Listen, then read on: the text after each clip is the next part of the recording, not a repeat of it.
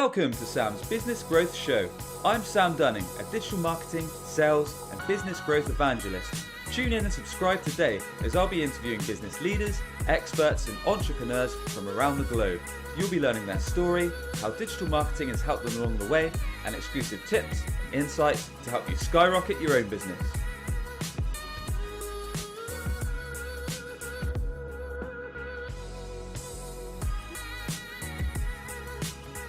And welcome back to the show. I'm excited and delighted to be joined by Kevin Dorsey today. Kevin is the VP of Inside Sales at PatientPop. He's an inside sales top 10 sales leader. He's a top 100 sales coach.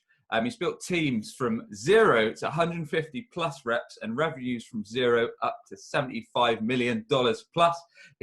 He mentors and consults early, mid, and late stage software as a service companies all across the world. Kevin, a warm welcome to the show, my friend. How are you doing?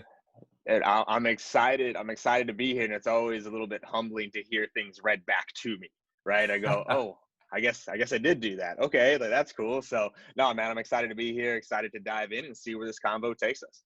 Awesome, man. That's an epic list of achievements, and I'm keen to go through them all with you and learn a bit more about Kevin and some of your business feats.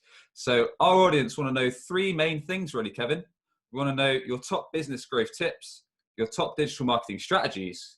But before we get to that juicy information, we want to know your story. So we'd love to know a bit more about Kevin Dorsey. So where you grew up, how you got into the business world, and some of the key places you've worked at up until now, and the lessons that you learned, my friend. For sure. All right, we'll keep this short and sweet. Like I grew up kind of split between Los Angeles and Wisconsin, Madison, Wisconsin, kind of, back and forth growing up. So I have like that West Coast style, but a little bit of that Midwest niceness and work ethic to me at this point. I got into sales in college because I thought it was the most secure job I could have. And not because like turnover isn't high in sales. I just always knew people were hiring salespeople. So even if I was bad, I kind of figured I could always find a job no matter what, right? And so started dabbling in, door-to-door sales with knockoff Cutco knives. I sold multi-level marketing, insurance, like all sorts of stuff. Personal training, and then personal training is what I did when I moved back out to LA as I ran personal training studios. Oh, that's interesting. Okay. That's when I think I really started getting into the psychology of sales, right? And this is why I love recruiting from the fitness industry, because fitness, when you sell health or wellness, if you're good at it, you understand you're not selling your product. Right? You're selling something else. So like no one wants to lose weight. They want to fit into their wedding dress. They want to look good at the high school reunion. They want to be able to play with their kids. And so that was the first shift of like, okay, what is it people really want? It's not the product. And so from there, I started getting to inside sales, tech, and have kind of worked my way up. And I think a big defining place for me was Snack Nation. So I helped build out that team from 0 to 70 reps. I mean, we went from 0 to 20 million in under 4 years selling snacks in a box, right? And a very challenging product to sell because it's commoditized. There's no tangible ROI, right? And that's where I also really got into marketing. So Andy Mackinson, the co-founder at Snack Nation, he's just a marketing nerd and I'm a sales nerd, and we bonded. And so we were going to the conferences, we were studying ad copy, we wrote sales letters. I mean, we really got into copywriting. And so that was a big defining moment for me that I've carried to then ServiceTitan, now to PatientPop, and like the companies I help consult with. So it's been a fun journey, man. I love it. Plenty of ups and downs, and we'll see how far I can ride this train. Yeah, man. So, okay. So the first main business you're in before you're at Snack Nation was in the personal training biz, it sounds like, KD. And that was where you learnt some key elements in sales in terms of not selling the product. And it sounds like selling the effects or the benefits of the product. Is that right? Yes. So that was a big shift. So my the owners of those gyms and like my first real mentor, like he is who really got me into selling and also into self-development. Like he got me reading and studying, right? You can see these stacks of books. Like this is like a tenth of like my library at this point. Like he really got me into the psychology of sales and influence. And so no, it was a blast, man. And like to learn how to sell the right way, that was fun, right? You sit across from someone and they think they want to lose weight, but as soon as you get them talking about why they want to lose weight, that's when the conversation shifts. And that was a big eye opener for me, and it changed my career. Got it. And how did you actually learn that? Was that with the people that you were working with, your colleagues, or was it something you read or? So it was a combination. So it was from the owner of the gym. So when I started, it was him, me, and two other trainers, right? And like 15 clients. I worked with him to grow the first studio to over 200 members. So we opened up a second studio, grew that one up to 200 members. So I was managing the gyms and all the trainers and all of like the sales reps there. So he planted the seed, right? Of like, never like, they don't want to lose weight. They don't want the personal trainer. No one wants a personal trainer. They want something else, and it's your job to figure it out. So he taught me that, and then I started reading the Brian Tracy's and the Zig Ziglars, right? The old school, like like sales, Got it. Yeah, yeah. influencers or whatever, and they had the same messages, and that's what really I think kind of pushed me out into I don't know, like sales success, but like really starting to see things click. Like predictably, if I could get this person to say this, I knew I could close them. Nice, nice. So it sounds like you scaled that at quite a high level. So you were running multiple gyms and things like that. Was there any other secrets that you could share with us on how you were able to make that a success? Um, I think niching down was a big part of it too, right? And so the niche of the gym, the name of the gym was Easy Fitness, right? And we knew who our target market was. We weren't trying to get like the young kids coming out of college. We weren't trying to get the hardcore bodybuilders. We weren't trying to get the athletes. We were working with mostly women, 35 and above, already professional, right? That were trying to lose weight or have more energy or be stronger. And so we really we turned people away. There were people I'd be sitting across from doing the sales pitch and going through and going, you know what, we're not the right fit for you. And they'd say, no, like I really like I know you can get me the results. It's like, like we're not the right fit for you. And we turn them away. So I think the niching down was a big part of the success. And then dude, just guerrilla marketing. I'm sure you're familiar with the old school book, but I was going door to door there, putting flyers on doors, cold calling different businesses for referrals, putting referral programs in laundromats and massage parlors, like just all out guerrilla marketing, doing all the lowest cost things we could to attract clients. Got it. And that's a really interesting point that you raised, KD, in terms of homing in on your niche and then actually turning prospects away. So that's quite an important lesson to learn, to really understand your ideal customer and not try and take on all forms of work, because it, like as you know, it can cause you problems later along the line. Absolutely. Customer problem. So great stuff. Okay. So after the personal training gig, that went into Snack Nation. Is that right? So what was your role there? So actually, no, I went from personal Okay. training to fitness equipment sales, and I Okay. built out an enterprise sales team for fitness equipment. So selling to gyms and hospitals and hotels, like things like that. So I built that out. And that was my first real venture into inside sales, right? Because I knew I Got it. wanted to get away from like, sitting behind a desk, because you can only scale that so much. And I wanted to get into inside sales because then you could do it anywhere, you can be anyone, right? Like you could be whatever persona you want on the phone. And so I built out a sales team doing that, and that went really well, but the company was super shady. And so I left because like I couldn't stomach it. Like it was the most money I had ever made in my entire life. Yep. But they were shady. They wouldn't deliver the product. They wouldn't honor warranty. And like I just couldn't stomach it. So I left. And this was the big shift in my career. I left there and joined Human. So it was Human before it was Snack Nation. And Okay. I took an SDR job at Human. I had already been managing salespeople. I had already been closing teams. I ran a multi-million-dollar small business. Like I'd already been doing a lot of those things. And I took an SDR role because I wanted to get into the company. I was like, if I just get in, I believe I'll be able to move up. And so I took that risk, and it paid off. I went from SDR to AE in under 6 months, and then manager another 6 months, and then director another 6 months, and then head of, and then VP, and then helped build out Snack Nation, coinciding Human, right? So I took that step back because I saw an opportunity that I wanted to see if I could take advantage of, and it changed my career. Awesome. So that was quite a bold move, it sounds like, going back to being a sales development representative and then quickly working your way up to near the top level, it sounds like. So how were you able to do that so fast? Was it just sheer hard work and activity? Or talk us a little bit through that, Katie? I'm trying to think how to phrase this the right way. Like, yes, it's hard work, but also just being good at what I was doing, right? But like, and this is what's different. Most SDRs, that's where they get in to learn sales, right? So they're learning sales while they're doing it. I had been selling for almost 8 years at that point, right? So I knew how to make a cold call already. I knew psychology. I knew how to build a process, right? And so I came in very structured and very professional with what I was doing. In fact, I found this out later down the road, but after my first 2 months there, I had broke a few of the SDR records. They had a meeting about me. The other sales reps had a meeting about me. Like, what are we gonna do about this guy? Like, he's coming in and like doing all of this stuff that we weren't doing. And there was kind of like this almost like, do we accept him or do we try to get him out of here, you know? So you shook them And up a bit, it so sounds like.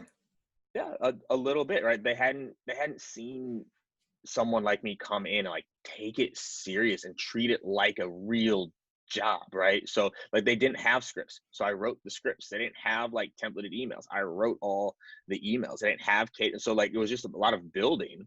And then that's what got me into management very quickly and then running the org within the first year of me being there. Got it. Got it. Okay, man. So you got to was it VP of sales and then you moved to Snack Nation, or you were doing that at the same time? Or Same time. So Human was a healthy vending and franchise company, right? Like fastest growing on Inc. 500, Forbes list. Like it was the best healthy vending and market company really in America. And I ran those sales teams.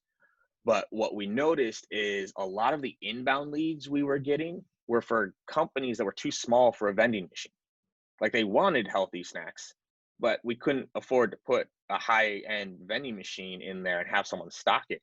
So there's this crazy idea of like, well, what if we just put snacks in a box and sent it to them? I wonder if people would pay us for that, right? And so John Pinto, one of like the founding like members of Human, he started dabbling with it a little bit, and then asked me like, "Hey, could you help try to sell this a little bit?" Well, I already had a 40-person sales team on the franchise and the contract side, right? We're like, let's try this, and it started to work. And this was more of like a SaaS model business, right? Like the machines, there's overhead, there's all that stuff. This was recurring revenue. We could prospect it, we can go. And so it started to work. And basically, I was like, give me 3 reps in 3 months. Like, let me see if I can actually make this repeatable. Because it doesn't matter if I can do it or if John Pinto can do it. Like, that doesn't count. We need to see if other people can do it. And so we started building the systems out. I think I was one of the first people to read predictable revenue. Like, that came out and I was in hand. Implemented predictable rev stuff before predictable rev was cool, started cranking, and then it was like, this is the plan. So we built Snack Nation alongside Human, and then slowly shifted some of the human resources from the human side over to Snack Nation, and then that's what took off. And eventually we shut down Human, and it was all Snack Nation. got it. Got it. Okay. So are there any other strategies that you could perhaps share with us, Kevin, in terms of how you were able to look after quite sizable sales teams, how you were able to make sure everyone was hitting their target and hitting KPIs and those kind of things, and what were some of the things that you utilized to see such success and growth? For sure. So I actually, this phrase, technically, I think Derek Jankowski, one of my former manager, owns this, but it came from a conversation we were having.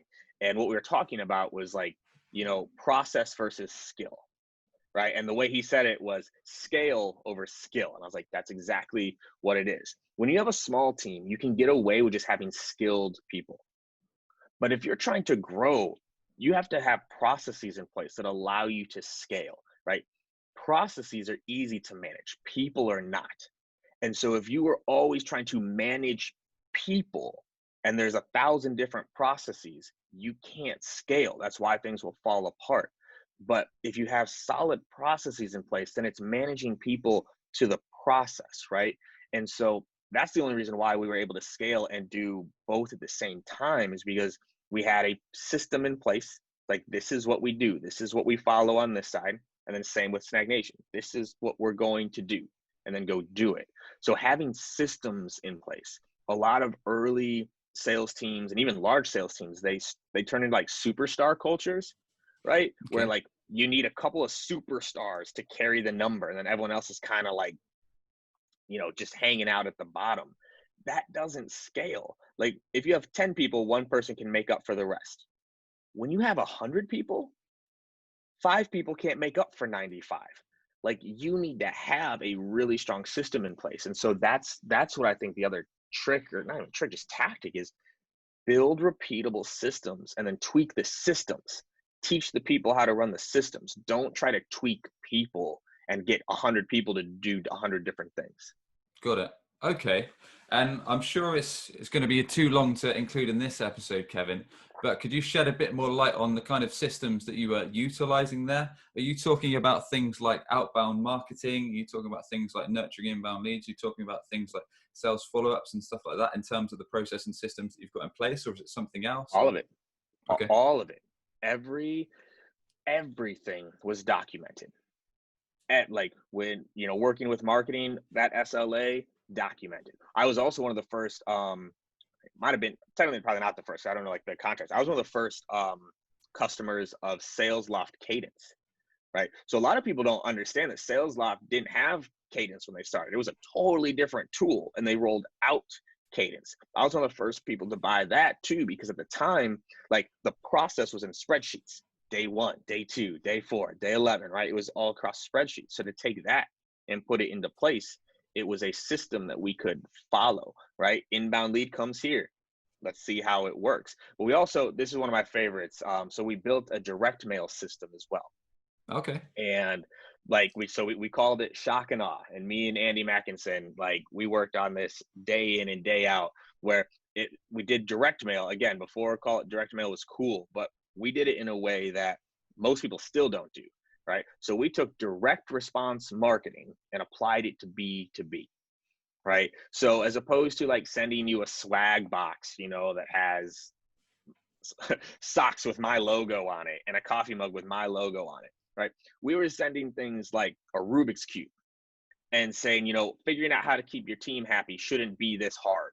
Let's talk about how we can talk.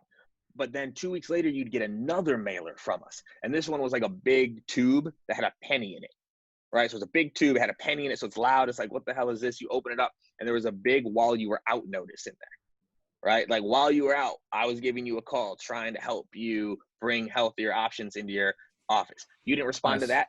2 weeks later, you got a trash can, a little plastic trash can. And in the trash can was the letter, right? So we're like, hey, we already saved you some time. We threw it away for you.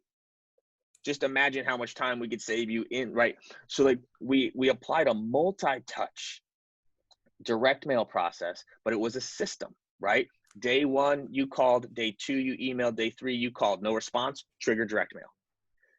Call, email, call, email, call, email. Nothing, trigger direct mail, right? And so we built that out, and that worked like gangbusters. I mean, we almost 3x'd our pipeline using that system, and it was amazing. Sounds like a really quirky and different form of outreach, especially direct mail. Interesting. You have to. Everyone's cold calling. Everyone's doing those. Well, actually, no, not everyone's cold calling. They probably should be, but like, no, people don't think about what it's like to be a buyer, right? Like salespeople think about selling. They don't think about buying. And same with marketers, they think about marketing. They don't think about how it is to be marketed to. Because like marketers too, they look at everything from a marketing angle, right? What does this ad say? What's the funnel like? Or the touch points? They forget what it's like just to be a normal person, not understanding marketing and seeing, does this actually attract me or not? Cool, man. Okay, we've learned some interesting things so far and what you've had success with. So what happened next for you, KD? Was that you built that team right up and then you went to PatientPop? Is that right? Or so I went to Service Titan first. So went from personal training to the enterprise fitness to human to Snack Nation, but I still wasn't in tech, right? Okay. As much as Snack Nation, like we operated like a SaaS company. In fact, we called it a SNAS company, right? Snacks as a service instead of nice. Software as a service. It still wasn't tech, and it's like you kind of need that badge, right? And so I went to Service Titan and was super excited about that opportunity because one, it got me into tech, but also I had never sold something that actually had an ROI. Like ever in my life, sold something that actually had like a tangible ROI. Like personal training a little bit, but again, that's like a feeling, right? Yes, you lost the weight, but we also found a lot of people can lose the weight and still not be happy, you know? But like, so Service Titan, like a tool that actually had an ROI, like actually was helping plumbers and HVAC like get more customers and close more deals. I was like, yes, because if I can sell snacks in a box, oh, just give me something, right? Just give me something that's got some tangible, ROI to it. And so that was a really fun shift, right? To go and get into tech and then have like a really tangible product. But it was the first time in my career that I only oversaw sales dev, right? Because at Human at Snack Nation, I oversaw sales dev and the account executive team, right? Got it. Okay. I was good at sales dev, right? Like prospecting is where most companies struggle, right? Like just they need more pipeline. So I got really good at pipeline. And so I specialized at Service Titan, but like I felt like a part of me was missing, like I was creating it all, but then that was it. Right? I didn't control the closing side. I wasn't in charge of also making sure the closers were doing what they needed to do and that they were getting better, right? I'm running all this training for sales dev and there's no training for like the AEs, right? And so there was kind of like this missing, it just wasn't the right fit, right? So then from there, I went to PatientPop. And so now it's kind of like the best of all the things that I've gotten to do, right? Snag Nation had a really big market and like a cool product, but not a great part. Service Titan, amazing product, a little bit of a smaller market to play in, but I didn't have the closing side. Like I missed it. PatientPop, big market, good product, SDR and close. Let's go. Awesome, man. Cool. So we'd love to, now we've gone through your story up to where you are now, it'd be great to take the angle of marketing and some of the digital and perhaps some of the offline channels that you've had success with, Kevin. Perhaps we could start with digital and then move to more outbound. And yeah, if you could talk us through perhaps some of the channels you've had the most success with at some of the key companies you worked at and what you also invest in now. That'd be great to learn, man. Let's see. So when it comes to digital, it's definitely a little bit of like multi-pronged, right? So like Facebook and LinkedIn have had a lot of success with across all the industries. But doing it in a way where it's like its own funnel, right? So like when I'm going outbound, for example, I have emails designed just to get a click, because if I can get you to the website and you accept the cookies on that website, now those ads follow you everywhere, right? And so what we did at Snack Nation and even out PatientPop is like we set up really strong retargeting campaigns, right? Where like you're gonna see us everywhere. And then combining that with the different channels. So like Facebook ads can be expensive, but if you can do like ungated, we've actually had a lot of success with ungated educational content, which I know goes against a lot of like, no, like collect the email. But like what we're looking for is like, how many times can we get you to look at our content, right? Because like we'll track how often someone's coming back, right? We use Visible, right? Of like, all right, how many engagements are they giving us? But we want to see like, how can we get you to engage more before we make that ask, right? Another great tool, if you can do it, is building some sort of competitive analysis tool for your market, right? People like, they love to read about other stuff. What they really love is what they can learn about themselves. So like things that work in B2C work in B2B. People just don't think about it. It's like quiz funnels, right?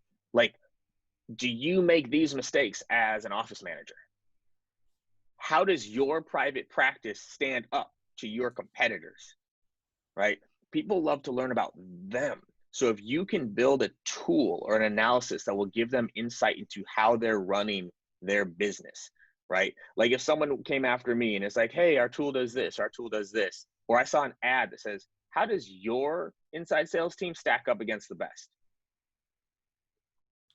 Oh, well, I'm a little curious about that.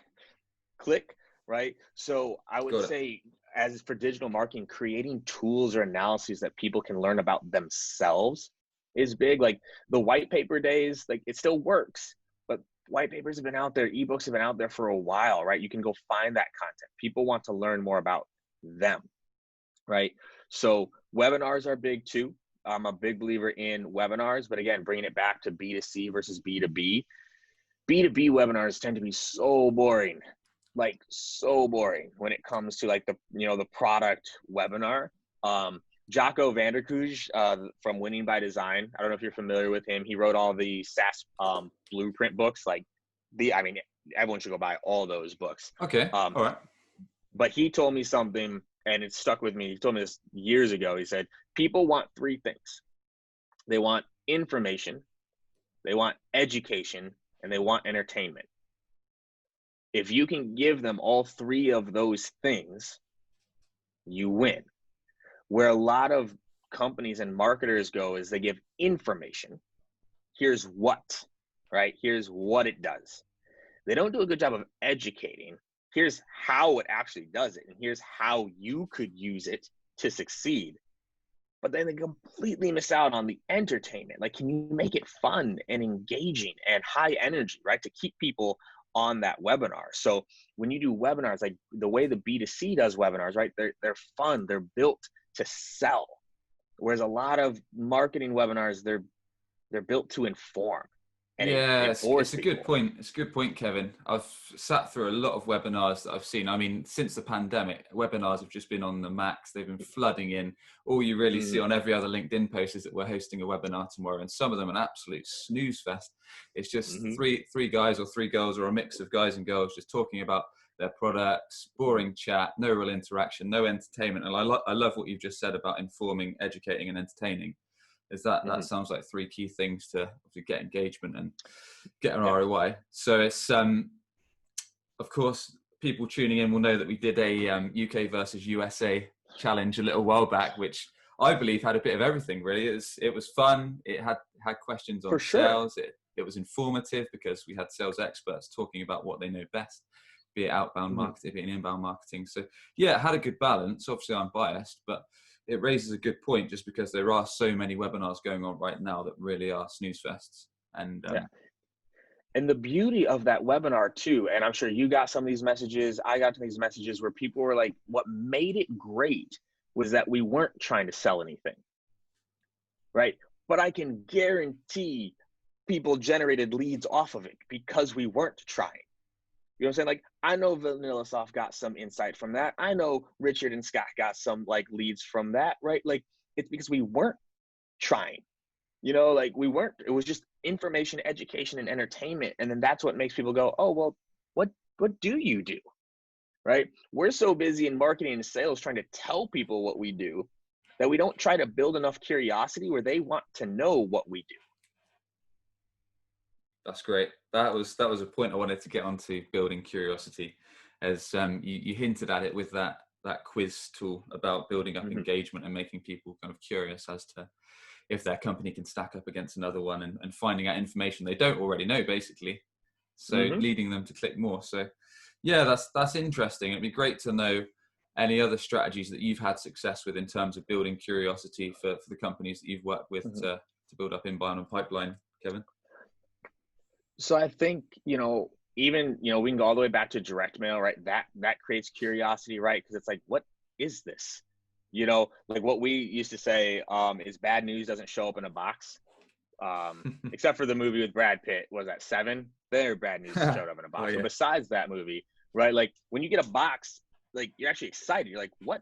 You're already asking, what is this? Right? Within the first, when's the last time you got super curious over an email? Right? So it's really, you can do this though. You can do this even with an email. If the subject line of that email was, hey, I spoke to your manager, is that going to build curiosity? If you spoke to one of my managers, I'm like, wait, what? Like, okay, right? People, this is again the messaging, right? Making it about them builds curiosity. No one is curious about you. No one is curious about me, but if you can put it into the messaging, right? So a lot of our emails for outbound and for inbound, by the way, are very curiosity driven. They're very talking about the prospect, right? Hey, as a doctor, are you dealing with this struggle, and this struggle? Like, how are you even able to do this? I know most doctors can't, and it leads to X, Y, Z. Like, let me know if you're struggling with this or not. I didn't even talk about PatientPop. I didn't, no value prop, no, we're the industry leading experts in growth. Like, no, like it was all asking questions to you to again build that curiosity up, right? So it's things like that. We even send the inbound asset outbound. So that like competitive scanner I was talking about, Got it. I'll send that to doctors cold. Like, Okay. hey, do you know how you stack up? Click this link, find out. Done. And they're like, how I stack up? We have emails, cold emails that have 12 to 15% click-through rates, Nice. like on Okay. a cold email.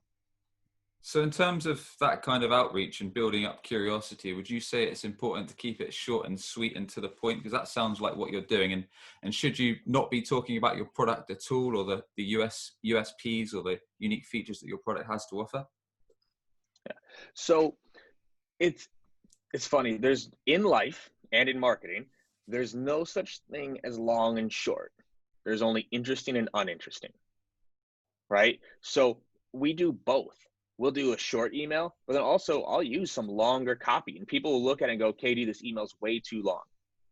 It's like it's way too long for you because you're not the target, right? You and I could probably talk about sales, marketing, startups, entrepreneurship for hours, Sure. hours.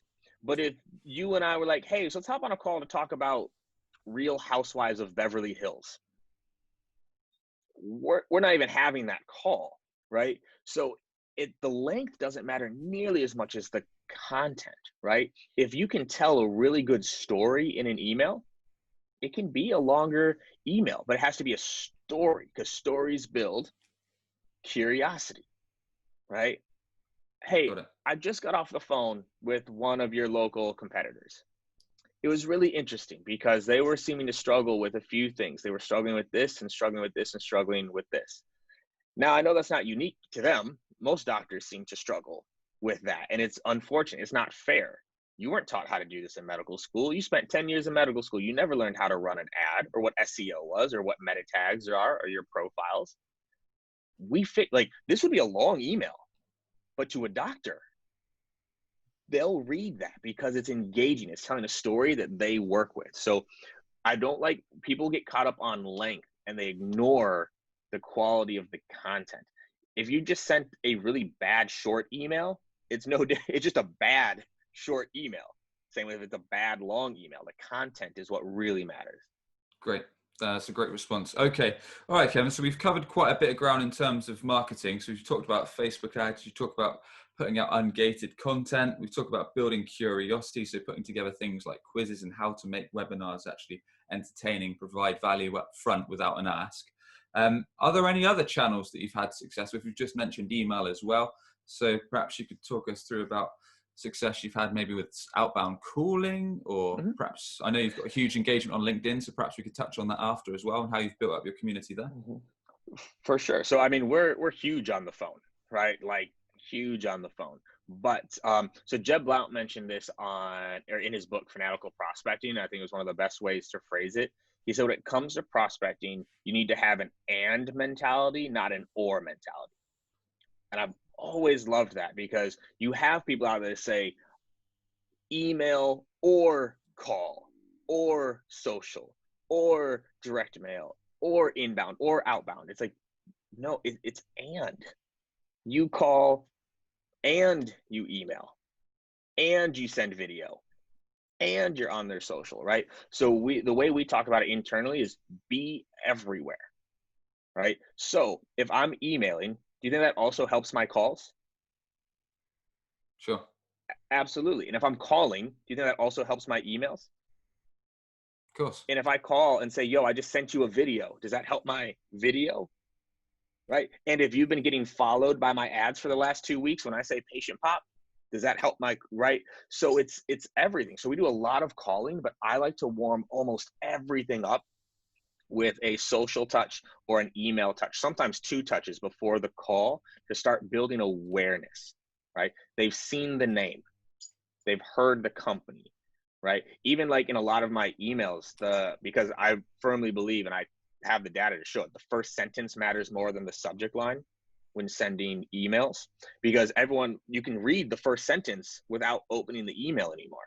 Got So it. when So you mean on your mobile where you see the little pre even in section? even in Gmail, even in Gmail on the desktop, Got you it. can read the first 150 to 170 characters. So you could have the world's greatest subject line, but if the first sentence says, "Hey Sam, it's Kevin. I'd like to introduce myself as your new local territory rep calling from Superbiz Inc."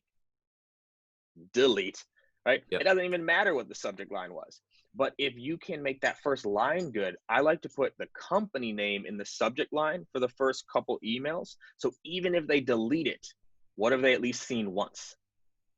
They've seen the company name. They've seen PatientPop, right? Interesting. So when I say, "Hey, it's KD from PatientPop," all of a sudden now the brain is like, "Wait, PatientPop, PatientPop. Why do I know PatientPop? I've heard of PatientPop. Why have you've seen it a couple times?" But without even deleting my emails, I'm marketing to you, right? Like you're gonna what I can't remember the name of the band. It was like, you're gonna remember the name.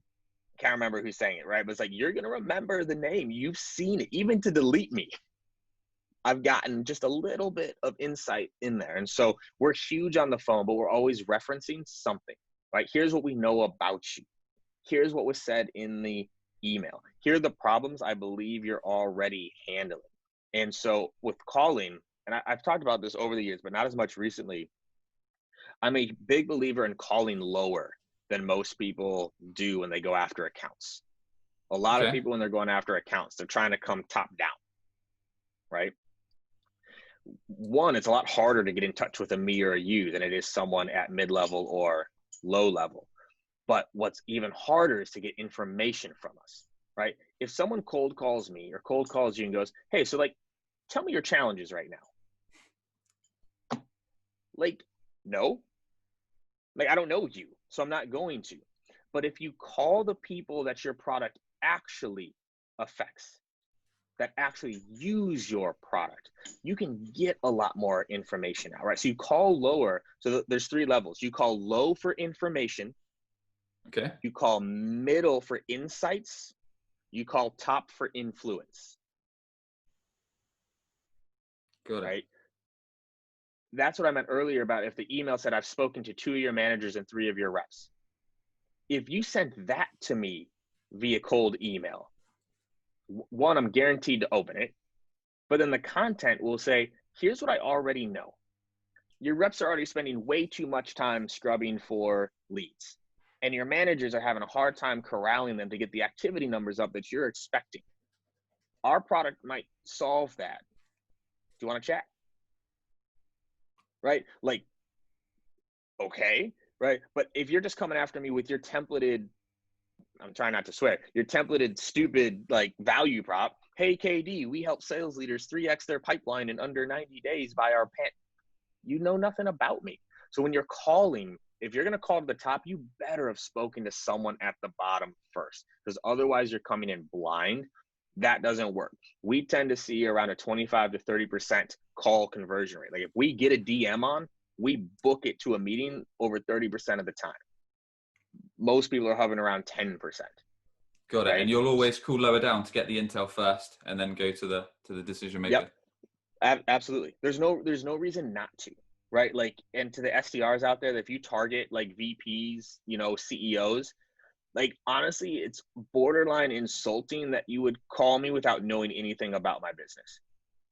Like, you don't know anything about my business, so why would you think you could help?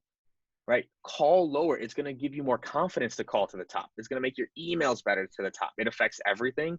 Get better insights. Now in SMB, like for us, like sometimes there isn't someone lower. So we're talking to the office manager and we're doing a lot of research online. And by a lot of, I mean, like we look for 5 things and then we use those 5 things. Like we're not going to spend hours researching. Yeah, that's a great point. I was going to ask KD if you could perhaps get that information via LinkedIn, or if you could get that via their company website or their blogs or the content that they're actually putting out, rather than having to call a sales rep first or someone in mid-management and then go for So the it DM. it depends. If I post something that you think you can use and apply it to your product, potentially, right? Okay, You can try it. But cool. again, what people care about are themselves. So which, and I'm a big believer in what's best, right? So if you're coming after me, you could take one of my LinkedIn posts or you talk to one of my managers. Which one is more likely to get you a response from me? It's going to be the manager, because that's in my world.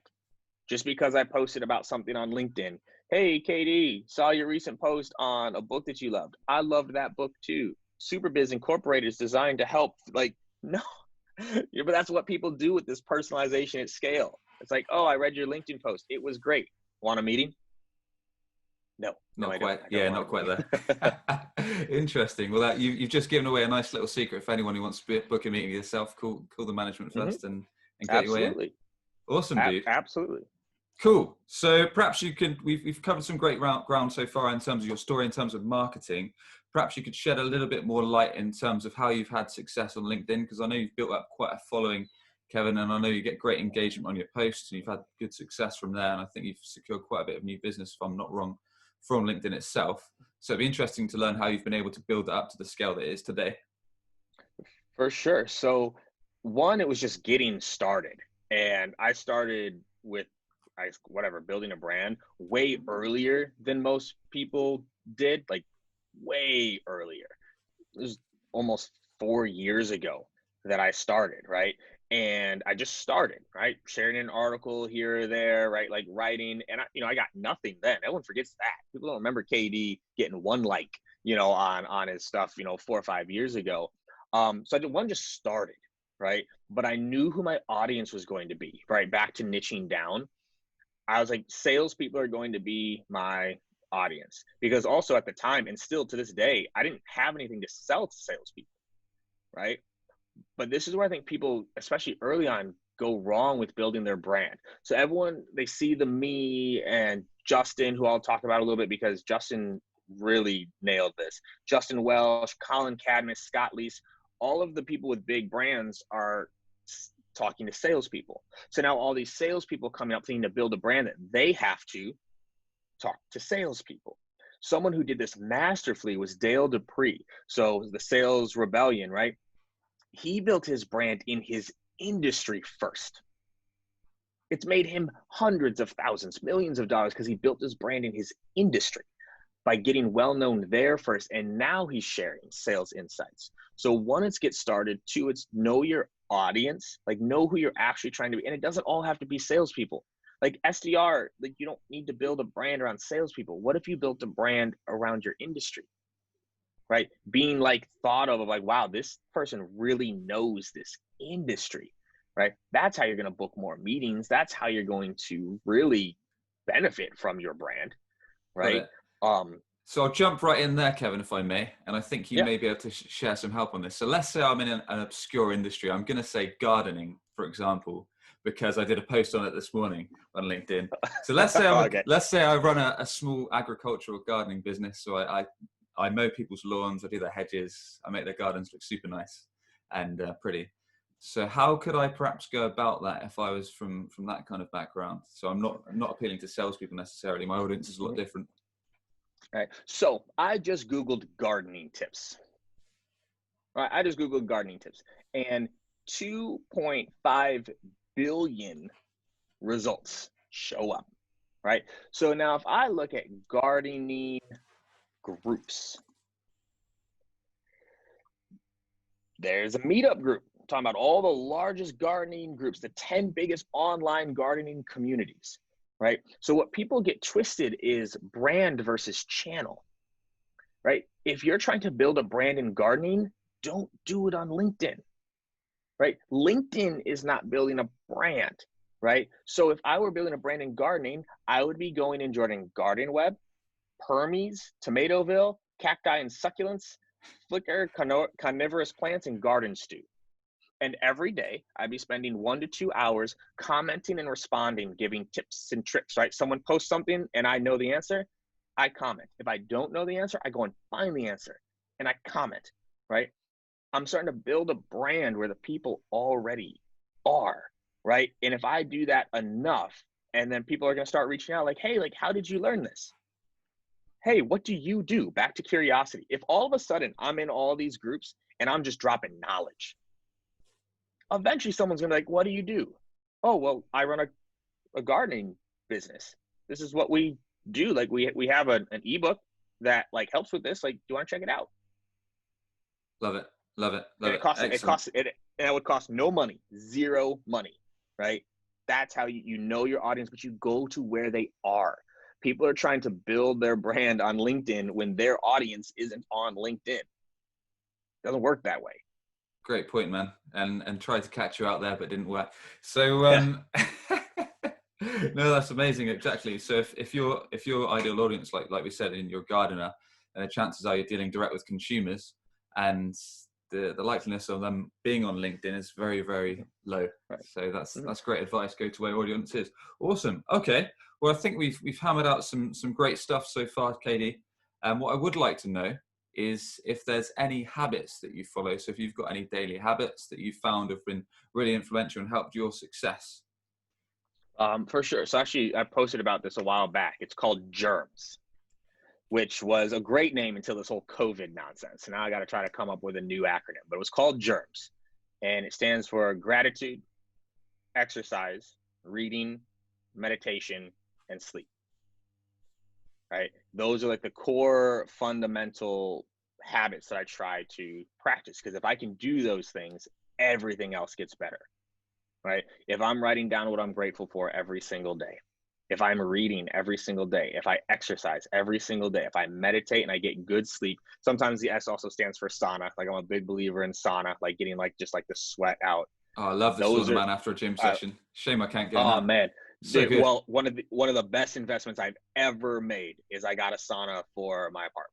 Oh, dude. And it is indoors. One of the indoors. Oh, Indoors. nice. Like, I would flip it around, but I'd jack up my whole setup here. But like, it's right there. I can see it, and it is amazing. One of the best. And like, this That's is like, awesome. I upgraded. There's ones on Amazon for like $200, and you sit in the box, and you sit there, and you just get drenched, right? So, but those are the habits, right? Of like, and I really try to practice those. I'm not perfect, right? Like, I'll fall off often. I'm a human being, right? Like, work gets in the way, family gets in the way, right? Like, you just lose track of it.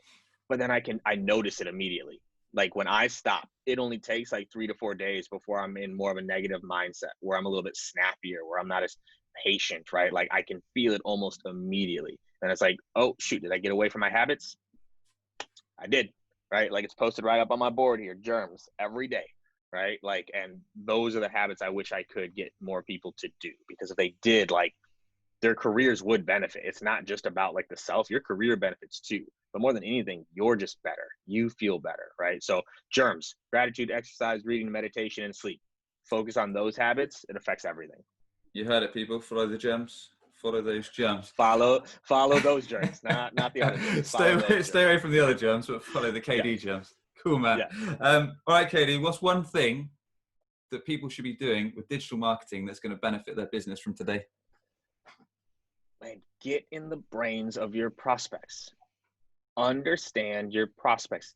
Interview them, talk to them, go to where they hang out, right? Like, marketers and salespeople, we say things that our prospects don't. We describe our products in ways that our prospects don't. You need to understand your prospect way better, because if you did, it would change the way you market to them. Right. I think this actually was my post yesterday. I call it the long day at work test.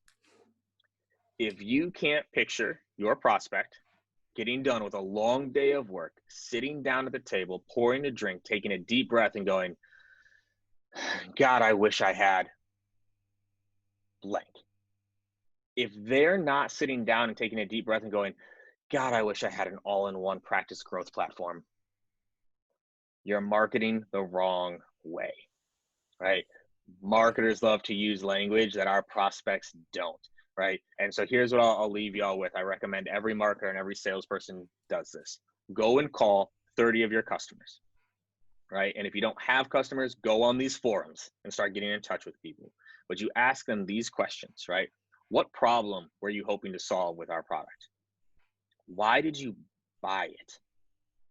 What were you worried about before buying it? What's changed the most since you've bought it? What's your favorite part? What could we do better? If you ask those 6 things, do you think your marketing copy is going to get better? If all of a sudden you start describing your product the way your prospects do, and you start talking to the unspoken problems, right? The things that they won't share with you, but if your ad copy started to call that out, right? You might be worried about whether or not my gardening supplement might kill your plants. I understand that. Plants are like kids to some people, but here are all the steps we've taken to make sure that it doesn't. And here are people that are worried about the same thing, but they move forward anyway, and now they're enjoying the benefits of it. I'm about to go start a marketing company for gardening right now, right? So good, man. Get to know your prospects. Get to know them, because it'll make you a better marketer. Love those points. And like you say, there's no one better to ask than your existing customers that already know, like, and trust you. So they're going to be happy to open them up because you've already given them a good service. You've already helped them out. They've probably seen your ROI. So that's awesome. All right, everyone, you've been tuning into Sam's Business Growth Show, where we sit down with business leaders, experts, and entrepreneurs from around the globe. We find out their story, how digital marketing has helped along the way, and their exclusive tips and insights to help you skyrocket your business. Kevin, if you could thank just one person, either dead or alive, having a positive influence on yourself and your career, who would that be and why? Ooh, one person, I gotta thank my mom.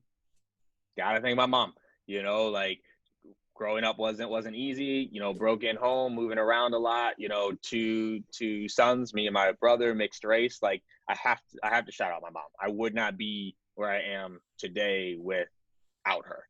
And so, yeah, that's got to be where my thanks go. Awesome, man. Tell us a bit more about yourself, your company, how people can connect with you, and the best way to get in touch, Kevin. For sure. So again, Kevin Dorsey, I'm the VP of Inside Sales at PatientPop right now in Santa Monica. You can find me on LinkedIn. Like, I post there almost every single day. It's my only social channel. I don't have Instagram or Snap or Twitter or TikTok or anything. Like, I have LinkedIn. I also did just start a Patreon page, like a private group community, where I'm doing a little bit more than just like a 1,300 character post. Like, I'm putting training content. So you could look me up on Patreon as well, Inside Sales Excellence. And hopefully I'm happy to chat with anybody about sales. I love it. Awesome, dude. Kevin, thanks so much for coming on. Awesome, man. This was great. Are you tired of constantly hunting for new customers? You could be missing out on regular inbound opportunities, all because your website isn't on the first page of Google. Perhaps you're already spending lots of money on advertising, but your website is failing to convert all of your hard-earned visitors into a consistent flow of new customers. If you'd like to learn more about our unusual approach that brings idle clients straight to you, connect with Sam Dunning on LinkedIn or book a free 20-minute consultation via webchoiceuk.com. That's webchoiceuk.com. Subscribe today for more digital marketing, sales, and business growth tips from the experts.